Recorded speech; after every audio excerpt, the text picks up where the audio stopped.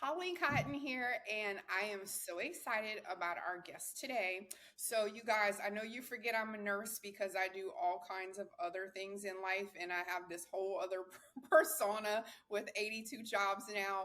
But I wanted to bring it back to a wellness topic today, and I have the person who is going to do that for us. So, I want you guys to welcome Kwame Terra, and he is actually the developer and the founder of an app, and we're all kind of other stuff and whatever. He's going to tell us all his bio information, but I met him at InvestFest and he was actually talking about his app. So of course, I was ear hustling a little bit whenever he was talking. And when I hear anyone talking about something medical or disparities, like those are always the words that make my antennas pop up. So welcome, Kwame. Hey Ali, thanks for having me.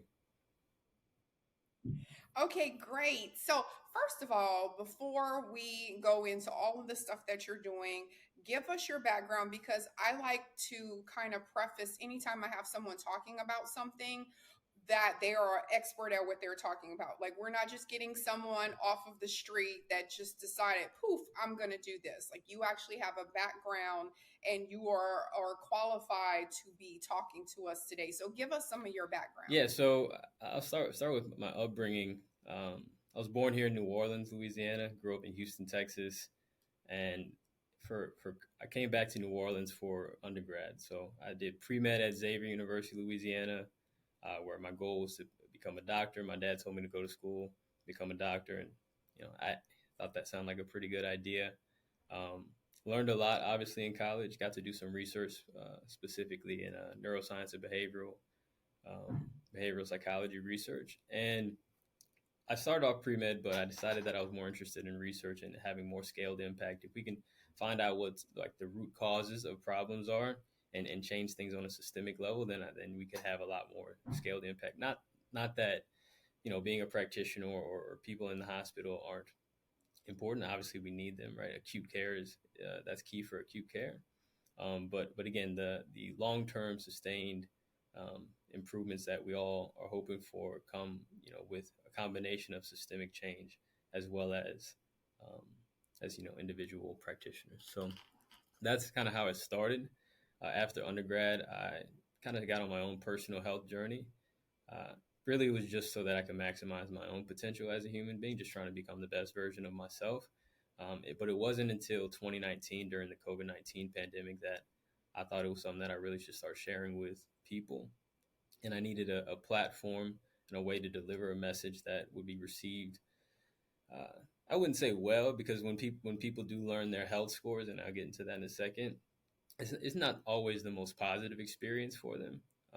But during the COVID-19 pandemic, when the virus was preying on the most vulnerable among us, particularly in the Black community, I just wanted to do something so that next pandemic or anything that we face in the Black community, we're in better shape to have a better outcome, right? And so, you know, my first goal was to communicate clearly to the Black community our current health status, and that's what we do through the health score. So when I came up with the idea in 2020, I actually enrolled in a master's of public health with a concentration in health equity.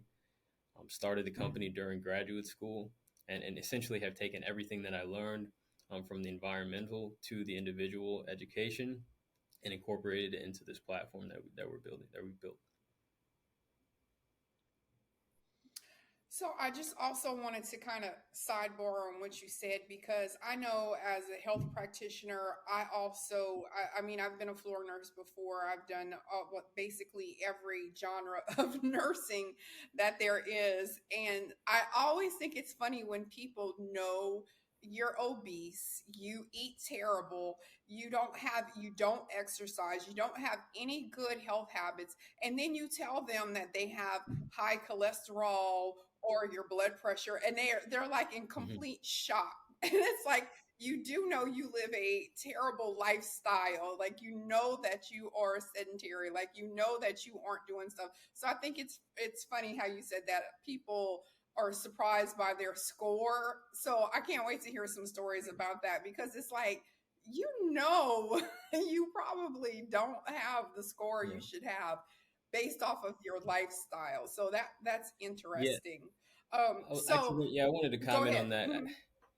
The thing is, we actually don't know, right? Or we don't know exactly Mhm. how bad we're doing, right? We know that we're supposed to exercise every day. We know that we're supposed to eat a healthy diet, and we know that it's probably not helping us, but we don't know how much it's affecting us, right? We don't know the level of risk Mhm. that it's creating for ourselves in the short and long term, and that's really where the power of this health score is coming in. People, at any age will see their score, and the day before they might not have been thinking about what their blood pressure was, but the next day they'll come in here checking the blood pressure um, every day to find out exactly what's going on, right? And so that awareness is key, and it's lacking in our community. So Mm. So, whenever you were talking about like your research and the disparities, give us some insight into that, because I know that you were saying that you really wanted to hone in, especially after COVID-19. You really wanted to kind of hone in on that gap, because you were seeing everyone was seeing that minorities were having the worst outcomes. Minorities were the ones that had the highest, mhm. mortality rate. So give us some insight into how what your demographics are and your research is, and why you were like, I need to really hone in on the minority Yeah. community here. Again, it all comes down to right, the comorbidities, right? Everybody's aware of that at this point. So hypertension, And let them know yeah, what a comorbidity is, because not everyone is in right. the in Yeah, the medical field. basically any condition that increases the likelihood of you having a severe outcome. For example, if you do get COVID-19, right? So that could be hypertension, that could be obesity, that could be type 2 diabetes, anything that's putting a lot of uh, demand on your system just at baseline. And then when you encounter something like COVID-19, your defenses just aren't as strong to deal with it, right? Your immune system is compromised, as they say, to a degree. And so, yeah, that's essentially a large part of it. Again, we all know that we might be dealing with things, although sometimes we don't, right? I think like one third of people with type 2 diabetes don't even know that they have it. Um, Same thing with pre-diabetes, and yeah, again, it's really about how do we communicate to people that they might not be doing great, and encourage them to go and find out precisely what's going on the inside. Um, the way that I frame the problem is a little different than I think most people think about it. Um, a lot of new developments are coming out related to aging and the rate of aging, right? And what I see is that it's not that people in the black community are suddenly dying earlier from different conditions. We're actually aging faster. And as a consequence of aging faster, we develop these age related diseases earlier in life. And then so it's no wonder that at 54 years old, right, your chronological age of 54, someone might be dying from a stroke, right? What on the inside, their body has actually aged closer to the age of someone that might be 75, right? And the thing about aging is that you can slow it down, you can stop it, and you can even reverse the rate of aging. And that's the real message that I'm trying to give to people. It's like, hey, we're aging faster in the black community as a consequence of everything that we've dealt with here in the United States, right? Right. All of the systemic pressures, cultural pressures, although most of it is just systemic pressures. And this is what we're facing, and then that's why you see disparities in life expectancy as great as 26 years, such as between Lakeview and Treme, two communities here in New Orleans. Um, those communities are less than 3 miles apart, but the life expectancy gap is 26 years. And I think that's the problem that we're trying to solve, right? How do we structure environments, and how do we educate people such that we can slow, stop, and reverse the rate of aging that exists, and start to prevent and reverse some of these chronic diseases that plague our community? So that's kind of the basis of our focus on the black community. So I wanted to say that, anyone that follows me, they know my story. I'm a huge advocate for breast cancer, because that's kind of like my story. Like, I got diagnosed with breast cancer, and I had no family history of it. I was 130 pounds. I was like the insanity queen. I was working out every day. I was super lean. I never smoked. I never did any, like, so my diet was great. I had all of these things. So I thought I was eliminating all of these risk factors. And then of all my friends and family, I'm the one that got diagnosed with breast cancer. And I was like, now, you know what? But anyway, we're gonna talk about that next month in breast cancer awareness. But I just wanted to just say that too, that I do think that there is a huge niche for this because, like you said, people may be going along, of course, not just the ones that earlier that I was saying, like, if you live an unhealthy lifestyle, you got to know that there's some consequences coming. But for us that are in these healthy, or we think they're healthy lifestyles, they may not even think about, like you said, the aging, the premature aging. So I love that you are educating on us on that. And now, whenever you're talking about public health, because I always meet people, and there's all of these different genres of like medicine. There's the ones that take care of people. There's the researchers. There's the people that are in the labs creating, working on treatments and medications and stuff like that. So whenever we're talking about public health, just for anyone that doesn't know, can you just tell us what like your education is in public health and what that Yeah. means? Yeah, that's a great question. And before I answer, I do want to comment on your experience when it comes to uh, disease and development of diseases, right? There are different factors, right? There's your environment, there's your lifestyle, there's genetics. Um, some of it's out of our control, right? All that we can do is give ourselves the best chance to either prevent, right, and not develop a condition, or if we do, give ourselves the best fighting chance to deal with it or treat it, right, whatever it is, however it is that we're working to eliminate it, right? You likely had a better outcome as a consequence of the kind of shape that you were in, the diet that you were. Yeah, that's what they keep Right, and telling that's me. real. That's real, right? And so, you know, unfortunately, right, we live in a reality that uh, our food is adulterated.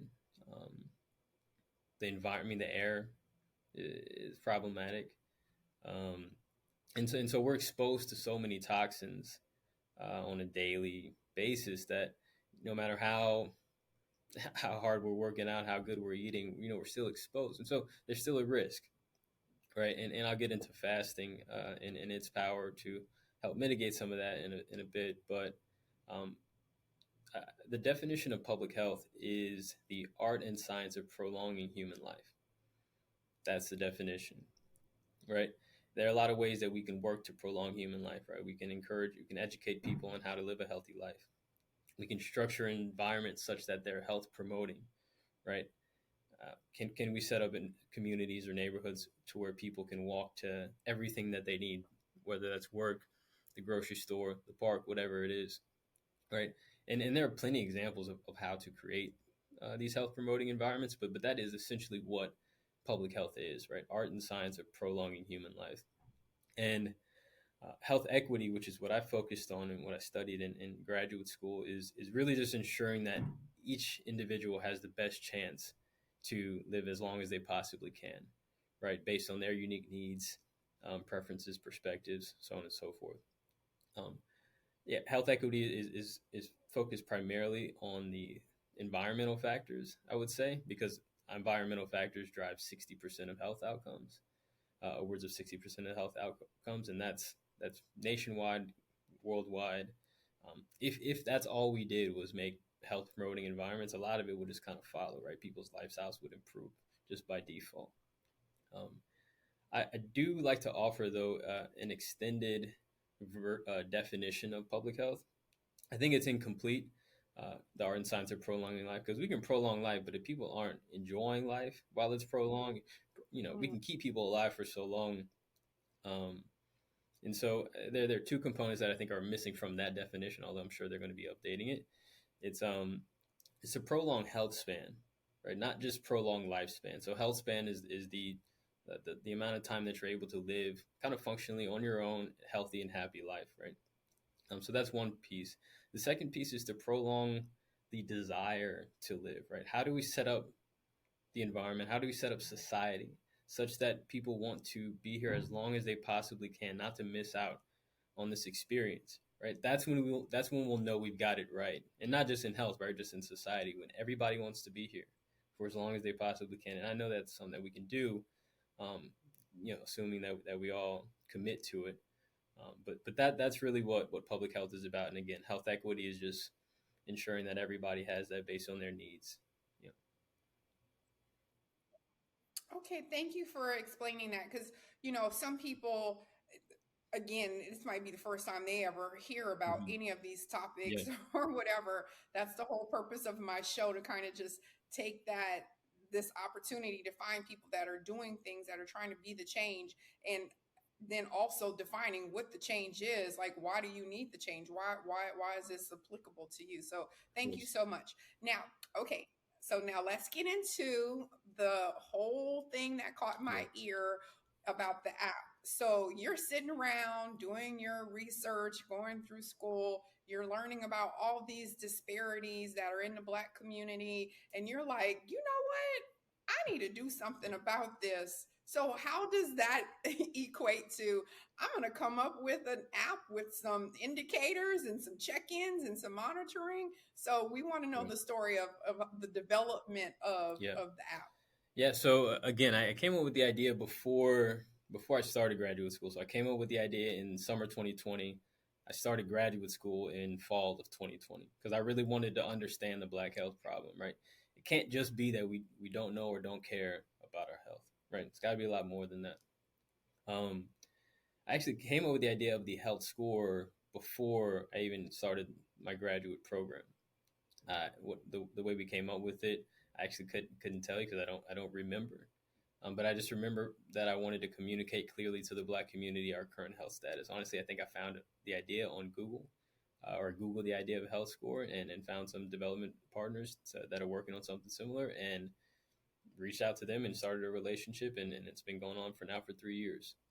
And so that's kind of how that process started. But the majority of that I've been in school, right? So I just graduated. I've been out for a year now, and honestly, halfway through my graduate program, you know, I wasn't even sure if this was going to be the solution, right, or even a part of the solution, because what you learn specifically in this health equity um, public health program here at Xavier is about how the environment is really what's driving everything, right? We call them social determinants of health, right?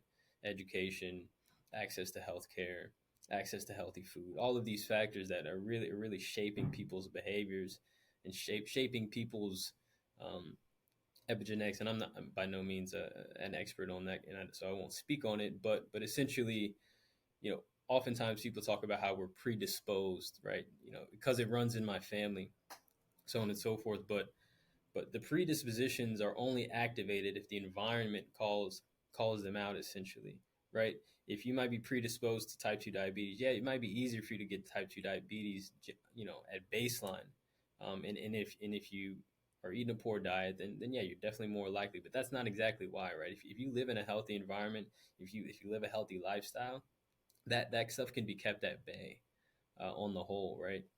And so that's that's a lot of what I was learning about in that program, and it wasn't until about halfway through when I realized what I could really do with our user data to inform and drive social solutions, right? So what we're going to be able to do with the platform is help people or help institutions, all health stakeholders that we assume have a vested interest in improving the health of our communities, although we're not going to bank on that per se. Is we're going to be able to use our data to inform and drive these solutions. We can compare and contrast on a community level different health scores, different lifestyle factors, and be able to say, okay, look, this community has the same lifestyle as this community over here, right? But they're still experiencing certain amounts of disparities, right? They're the answer may lie within the environment, right? And so we can essentially eliminate lifestyle as the factor, which is what they like to do often is put it on the individual. Right? It's this person's fault. They're lazy. They don't want to, you know, exercise or whatever it may be. And so we spend uh, money on health promotion campaigns, right? Instead of just structuring the environment such that it kind of forces the healthy choice, right? Makes it the easy choice. And so that's really what I determined to be the ultimate value proposition of the platform. So what I like to say is that we provide real-time health education to individuals through a health app that's kind of like Credit Karma, but for your health. And then on the other side, we provide real-time health data and insights, or we use real-time health data and insights to inform and drive social solutions in our communities. So that's kind of like the complete picture of the platform and how we kind of got started. So, whenever you're talking about the health score, what are the actual things that you are measuring for a Mm-hmm. health score? I need to go on, you guys. Make sure you click on Kwame's page or the business page because they actually have like the link in there and it tells you to go do Yeah. the test or it's like an initial Mm-hmm. assessment or something. So make sure you do it. I'm gonna go do mine. I promise you, I'm gonna share it before I post clips about the episode. I'm gonna Yeah. go do mine. So, what exactly are the indicators that you guys are measuring, or like what equates Yeah. into the health Yeah, that's a good score? question. And right now, the health score is only based on individual information, right? So it's not aren't any environmental factors that go into play currently. But we track over 100 different health metrics, right? So that's anything from your lifestyle, right? So how active are you? How many steps are you taking per day? How many workouts are you doing per day? How many calories are you burning? We also track sleep. We track mental health, right? So we track that through psychometric questionnaires, right? Just kind of evaluate mental well-being. We track nutrition, right? Similarly through questionnaires. We also track mindfulness, right? So if you do a meditation, if you use a meditation app and you track that, it automatically be linked to there. And then as well as, and most importantly, I would say, is your medical health information, right? And that includes your family medical history, um, as well as your blood pressure, your glucose, um, cholesterol, triglycerides, and many different biometric or biomarkers that are important for indicating what kind of disease risk somebody might have. And so all of that comes together into a comprehensive score between 0 and 1,000 that represents your overall health. So let me ask you this because I try to make questions or little things I Mm-hmm. want to sidebar on, but you know Mm-hmm. people. And you know when people feel like they're not doing right, or maybe something they're doing could be questionable, or is that going to make my score bad if I tell the truth about that? So, how do you guys have a plan of action, I guess, or whatever, call to Yeah. action? I don't know, whatever, I don't know what it's called, but how do you guys foresee sort of troubleshooting that to where you're pushing people to say, hey, it's important for you to be honest. This is not a judgment zone. Like, how are you guys kind of navigating that? Because the first thing is, whenever people, I could tell you as a nurse, because I worked in gynecology for a while, and the doctor would always be like, so are you sexually active? No, or how many partners have you had in the last year? Oh, one, and it's just like, but the reason why they're asking is so that we can help you. It's not a judgment zone at all. So how are you guys figuring out, how you're going to navigate that to make people know the importance of Mm-hmm. telling the truth? That's a really good question, and our answer to that, my response to it, is based on our approach to the design of the platform, right? So we have our core development, but essentially all of the AI coaching and the layout of the platform is going to be informed by the community, right? So there's this approach to research and development in public health or in health equity in particular called community-based participatory research. And it's an approach to the development of solutions where the researchers or entrepreneurs or whoever it is works hand in hand with the community in the development and design process. Right. So we host what we call community design sessions where we introduce people to the concept of the health score. We ask them about their current health challenges and struggles, and then also identify potential opportunities or ways that we can offer our solution to help improve their lives, right? So it's not something that I'm doing alone, right? It's something that we're working together with the Black community to build. So it's our thing, right? Our vision is to make health part of Black culture, and if we want to make something a part of a culture, the culture has to be a part of making the thing. And so that's one thing, right? So literally in these community design sessions, whether people are there like dragging their friends over because they just got their score and they're like, hey, come see what your score is, right? So they can laugh at each other or whatever. Um, or some people have straight up told me like, hey, look, I don't share my health information generally, but you're Black and I trust that you have good intentions with my health data, and so I'm gonna share it, right? So like that's a key part of it, right? That trust, and that speaks to the importance of having representation just in healthcare in general, right? Because we have every reason not to want to share our health information with people, but it's important that we understand our current health risks, and we're going to have to share health data to do that.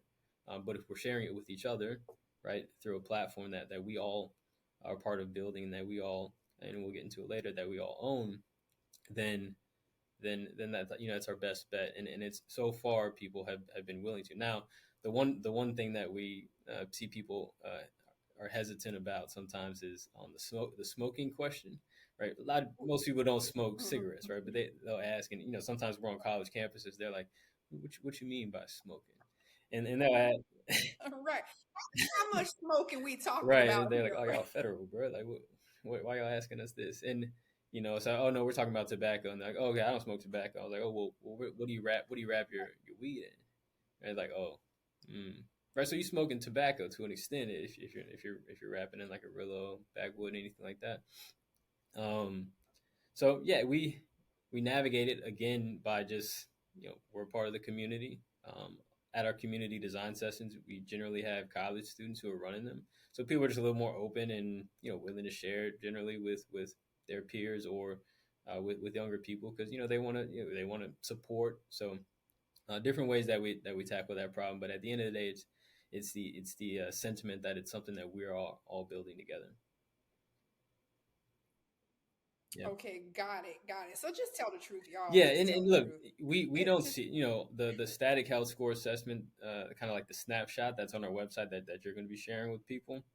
That's nobody's looking at that to determine who they should talk to or whatever. Like nobody's looking at that. It's all to inform the design of the platform, and then on the app, the only person that can see your data is you, right? We can't. It's all anonymized. Nobody knows what your health. I mean, you can make your health score public if you want, but that's it, right? You can't share all your other data. Your biometric data or your sleep data, any of that. That's all private to you, unless you decide that you want to share it for some reason. Let's say you don't want to pay for your subscription to the app and you want your insurance company to pay for it. Well, they're probably going to want something in exchange for that. That's not our business model. Part of why our business model is direct to consumer is because we don't want those risks essentially, right? Because it's not obvious always that they have the same intentions and that we're always aligned. So if you don't want to share your data, pay for the platform with us. So right, right. Because a lot of people are scared that the insurance is going to identify those as pre-existing absolutely. conditions or. So totally get that. So Okay, yeah, so I you love would only that be too. lying. Well, You'd only be after lying that, to yourself. If you, there you go. That part, that part. I just want to Mhm. let people know. I just want to throw it out there. Okay, so I go on, I take my assessment, I find out that my score is 2. I'm real bad. I have the A worst two. score. Okay. Because the lower your score, the worse off you are, you guys, 0 to a Mhm. thousand. And so now, I have a score and I see, what's going on. So then how are you guys using that score to help me be a better person? And what are some of the most common, I guess, things that you guys are seeing, like red flags? Like what are the most common things that you're saying, like, dang, this is kind of like a trend here, where most people are saying, most people are showing that this is something they're at risk for? Yeah, that's a good question. So when you first download the app again, you complete your initial health score assessment, and that is really just a snapshot, right? And we ask you like 12 questions, and it maybe one or two questions from each category: mental health, physical activity, so on and so forth, and you get your assessment. But over the next several days, several weeks, the app's going to get to know you a little more, right? It's going to identify how much you actually exercise. You might have said 6 hours in the initial assessment, but that's not consistent with the reality of You are not the father, right, because like that. so that's why I just let people get through the first assessment, but in reality we'll see what their life is really like after that. Same thing with sleep. um, and the AI coach that comes in next is really the I wouldn't say it's the core part of the solution. The core part of the solution is the health score, right? That has seemingly been enough to get people's attention and get them to start taking action, right? Um, but the AI coach, we set rules to determine what kind of messages and when to send certain messages to people, right? For example, if somebody has a score below 549, then they might be at increased risk for developing certain health conditions early in life. And so our goal is to get them to the doctor, right? To identify, to see, look under the skin and see if there might be something going on that they might need to evaluate sooner than later, right? So you may receive a message like that, um, so on and so forth, right? And as the platform collects more data, as we learn more about the relationship between the health score and certain disease outcomes, we'll be able to even tell people things like, hey, based on your health score and based on your lifestyle, based on these other factors, you're on track. You might be on track to develop this condition by this age. Here's what you can do to prevent that, right? Because the fear and the problem that's really occurring is that these conditions are developing earlier and earlier and earlier in life, right? It's getting worse with each successive generation. And my greatest fear really is people lose, there's children, black children in particular, losing parents early in life to preventable diseases. One story I always tell is about my mom's friend who lost her husband to a stroke at 46, had a 13-year-old son. It's, we can't we can't afford to do that, right?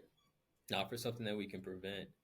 And so that's really what the message is about, and what the platform is about, and why it's real. Because when people do see their health score and they see how it compares to others, they just like, damn, I gotta do something, and they can do it in the privacy of their own platform, right? It's not like you go to the doctor one time and you might fear that they're judging you, or like it's you and the platform. You got your score. You know how you're doing. We want you to go to the doctor so you can get those data points and put them in the app so you can know what your true health risks are. But it's you and your journey, and you can add friends on the platform so you guys can kind of work on your health scores together. You can create challenges between your friends, so on and so forth. you know all of the uses of the platform are still to be determined, because we're still early in the user base, in our user base.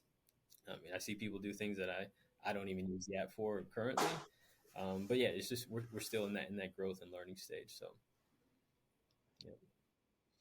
Well, one of the things I think a lot of people struggle with, and this is no matter what it is that the topic is, whether it be mental health, whether it be physical health, whether it be financial health, whatever it is, the biggest thing that people struggle with is Hmm. accountability. And I think that you basically have like honed in on that a few times. Like, okay, so one, you got to be honest. You got to own your lifestyle. You have to tell the truth. What are you doing? What are you not doing? And now this is it. Like now this is your accountability.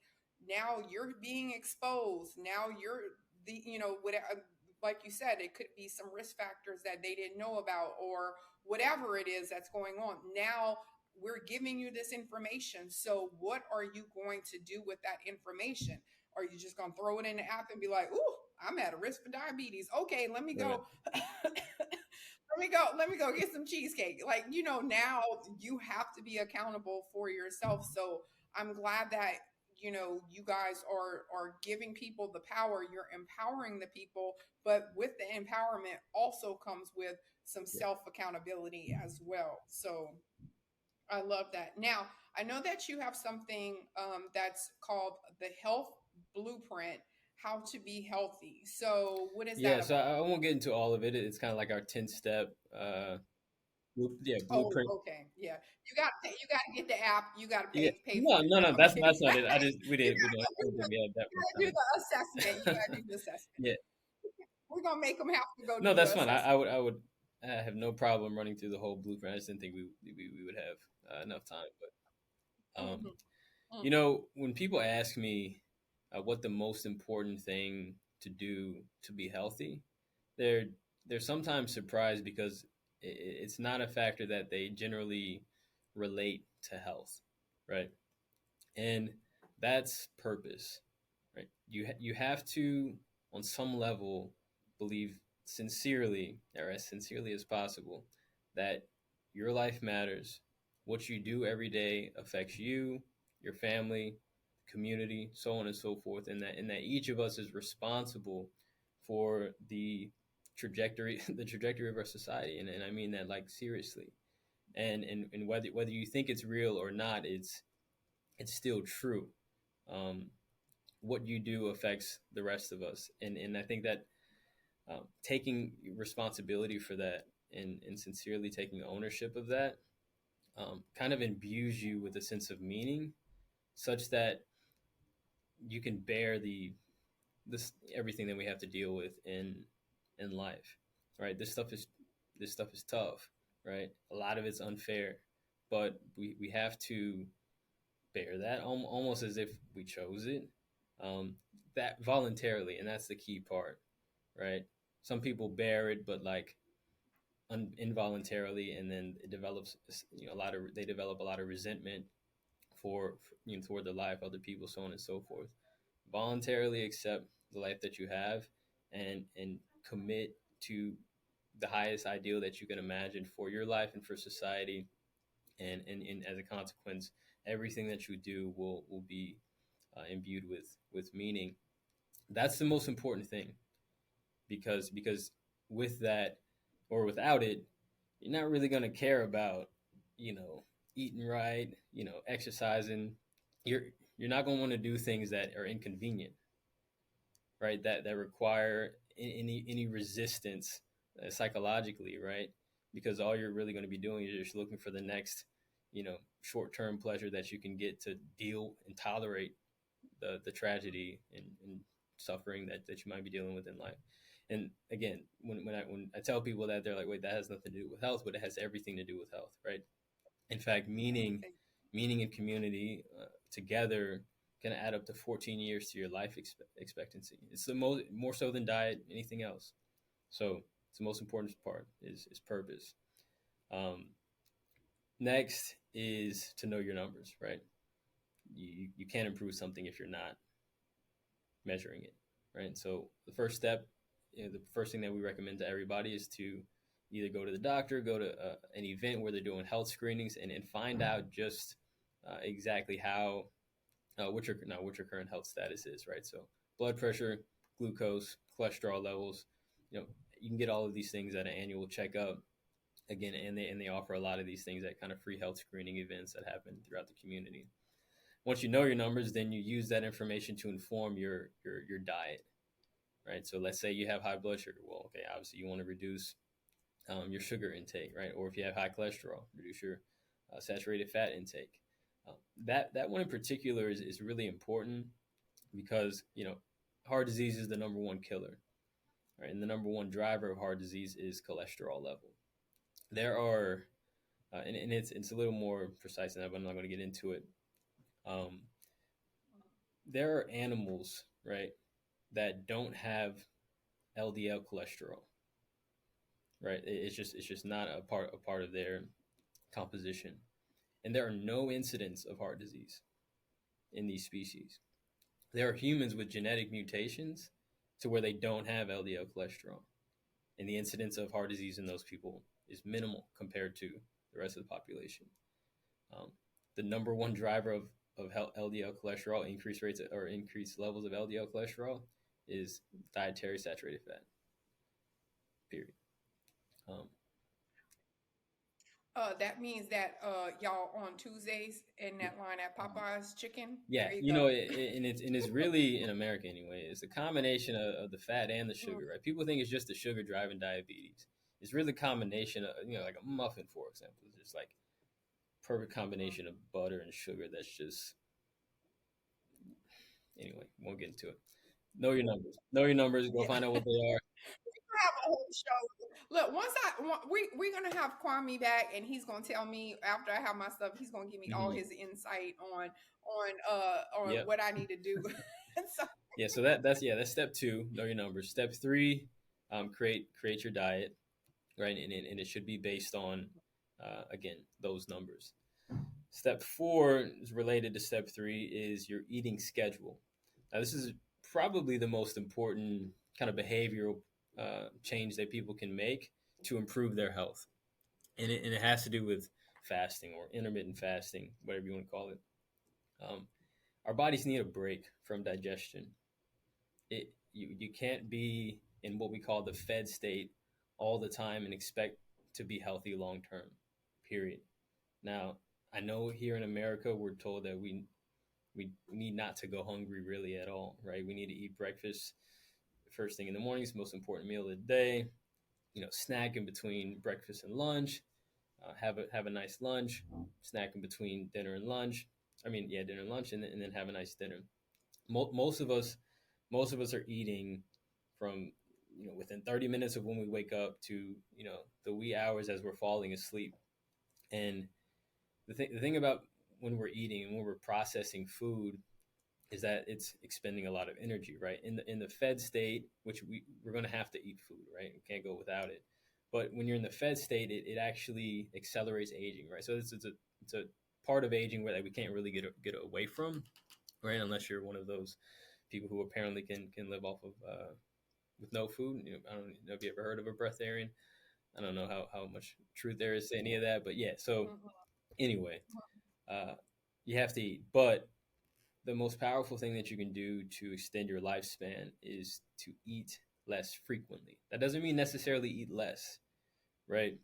Although most of us do need to eat less, right? Most of us are obese or overweight, and so most of us do need to eat less. But more importantly, we need to eat less often, because we need to give our bodies a break from the digestion process. And so, what might that look like? Um, 12 hours of eating, 12 hours of fasting a day is a good place for people to start. That could be a good eating window for you to set up. Some people go on to 8-hour eating windows where they're fasting for 16 hours a day, eating for 8 hours a day. Whatever kind of works for you, and make sure that it's something that can work with your just general life schedule, right? You don't want to be that person that's like at lunch with the family, or something like that, and you're just like, oh no, I'm not eating right now. You don't want it to affect your social life, right? Because then that's another factor that's going to affect your health. right, and then you're not gonna stick Exactly, with and that's a huge component of like it. behavioral changes, right? It's not just like what's effective, but it's just like what's also likely to be adopted by individuals. Um, but the main thing that happens during a fasted state is something called autophagy or autophagy. And again, not to get too technical, but this is the process by which your body breaks down old and damaged tissues, and it literally uses those proteins and tissues to make new ones, right? Younger proteins and cells. And again, it's the most powerful practice for extending lifespan, and the easiest way to get into that autophagy state is through fasting. So anyway, those are the first three. Everything else is kind of general. Maintain a healthy weight, sleep 8 hours a day if possible. Sleep is the foundation of mental health, physical health, and performance. I schedule my sleep before I schedule anything else. 8 hours a day, period. Hmm. Yeah, I'm serious about my sleep too, Kwame. yeah, no, Don't it's play. it's I got to get my absolutely sleep it's in. it's the most important thing, right? I don't know how people function without at least 7 hours of sleep, but some people are a little different. But brush your teeth every day is very important. Um, some just simple stuff. And the mental well Right. being. I think a lot of the mental health issues that we're dealing with right now are related to the first thing I said, about meaning, Hmm. right? Again, life is too hard not to have something that is meaningful in your life, and uh, the easiest way to find it, and though again it may be surprising, is in responsibility to yourself, to your family, to the community. Find something to take responsibility for, and as a consequence, you tend to find meaning in that. And that's just how we're wired, and it's something. It's a message that's missing from society, if you ask me. Um, and it's a core part of why people are so quick to look for joy and pleasure in external things that are generally short lived, and don't lead to any long term sustained. Um, I always say that, like, whenever I talk to people, that's why I love having people that are doing things on my show. I'm like, oh, so tell us how you found this, how this became your passion, or tell us how this became your purpose. Because so often I meet people and I'm like, hey, so what's your purpose in life? And I can tell you my friends, or some of them as well. And I'm like, I'll talk to people that I know, that are close to me. And I'm like, well, what's your purpose? Well, I don't know. Like, you just going through life with Too no hard. purpose. You just going work for the man. Yeah, I'm like, y'all better get a life. Y'all better figure it out. No, really. So, but I know. I'm like, shoot, I got 38 purposes. Make the world greater. Yeah. Sprinkle some glitter. Like, motivate people. Anyway, but okay, so I know that we covered a lot of information, all of that stuff, but I definitely want, because obviously people are intrigued, people want to know about you, about the app. So give us how they can support you, first of all, because I know you guys are let's support the brand first of all, and then how they can get access to the app, the next steps, all of that great stuff, and also drop your social media handles and Yeah. anything that you have coming Yeah. up. So you can find us anywhere online at Bear Health. So at BEHR Health. Um, Primarily posting on Instagram. Do a little bit on Facebook too. So that's one way that you can support. Just follow our journey. I like to think that our content is entertaining. One thing I didn't mention is that we work with about 50 students here on campus at Xavier University of Louisiana, and as much as we work hard, we also have a good time. I'm generally the butt of every joke in the office, and that people find that pretty entertaining. So if nothing else, come and enjoy our content. Um, One thing I mentioned earlier is that instead of going to traditional funders, traditional investors, for example, to launch the platform, uh, we want the community to own the platform. So right now we have what's called an equity crowdfunding campaign, where anybody for as little as $100 can own future shares in Bear Health. Right. So if you believe in what we're doing, you think this is a good idea, you can become a part owner of our company, and so we invite people to do that.